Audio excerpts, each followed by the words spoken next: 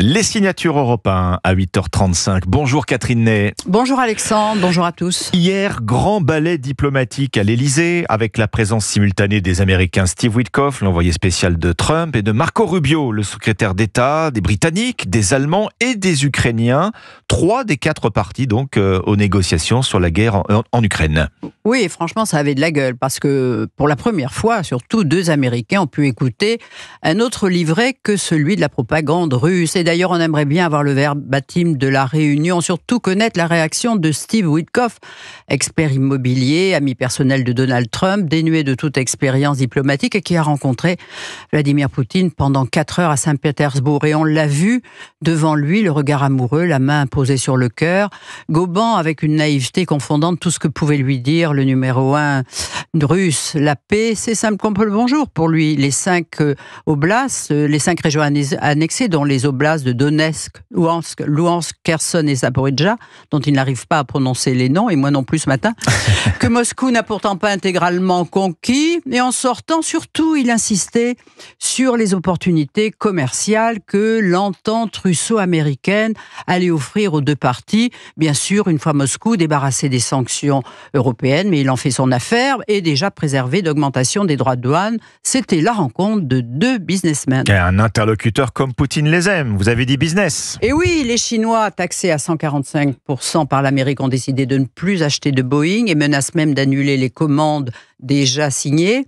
Or, on le sait, l'avionneur américain est en grande difficulté et la politique de Donald Trump avec ses taxes est pour lui une catastrophe. C'est son avenir qui est en jeu. Eh bien, voilà Poutine qui vient à son secours.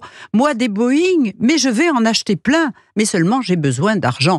Comprenez, j'en achète si élevé la déconnexion des banques russes du système européen bancaire SWIFT. Mais ce qui n'est pas fait.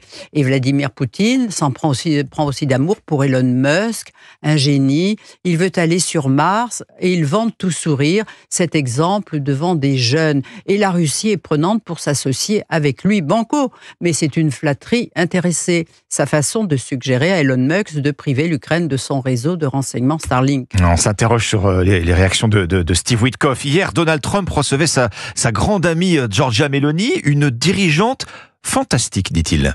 Oui, et ils partagent depuis longtemps tout un socle idéologique commun, notamment sur l'immigration. Et elle a du talent, Giorgia, parce qu'elle sait s'y prendre avec lui et elle ne lui ménage pas son admiration ni la flatterie.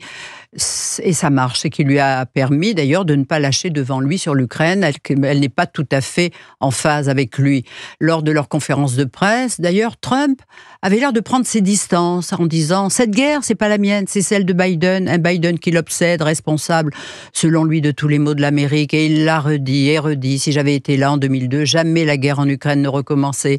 Et pour la première fois, il s'en est pris à Poutine. Oui, des milliers de personnes sont mortes à cause de 3 personnes. Poutine en numéro 1, mais aussi Biden qui ne savait pas ce qu'il faisait en numéro 2, et Zelensky. Et moi, tout ce que je peux faire, c'est essayer d'arrêter ça. Mais un sacré bémol, Zelensky n'est plus le responsable numéro 1 de la guerre. Eh bien voilà, non, il a dit qu'il n'est pas responsable de la guerre, mais qu'il n'a pas fait pourtant le meilleur job, et d'avouer surtout qu'il n'est pas un grand fan de Zelensky, façon de dire qu'il ne peut pas le blairer, tout en se félicitant de pouvoir signer dans quelques jours avec lui un accord sur les minerais rares, qui risque justement de lui manquer si la Chine ne lui en vend plus. Oui, Zelensky qui se dit prêt à acheter 10 missiles patriotes américains. Oui, ces missiles qui sont destinés à sa sécurité. C'est un peu un dôme de fer pour arrêter les missiles russes. Mais réponse de Trump, alors là on n'y comprend plus.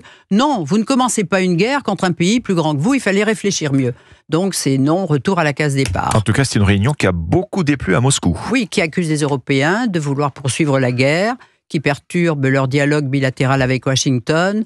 La clique fasciste ukrainienne est venue discuter avec les Européens, a tonné Medvedev. Il oubliait juste de dire que 2 Américains y participaient. Alors finalement, est-ce qu'on y voit plus clair ? Ben non, mais on se reverra dans un mois à Londres et Moscou va continuer ses bombardements. Bref, la guerre continue. Catherine Ney, merci Catherine.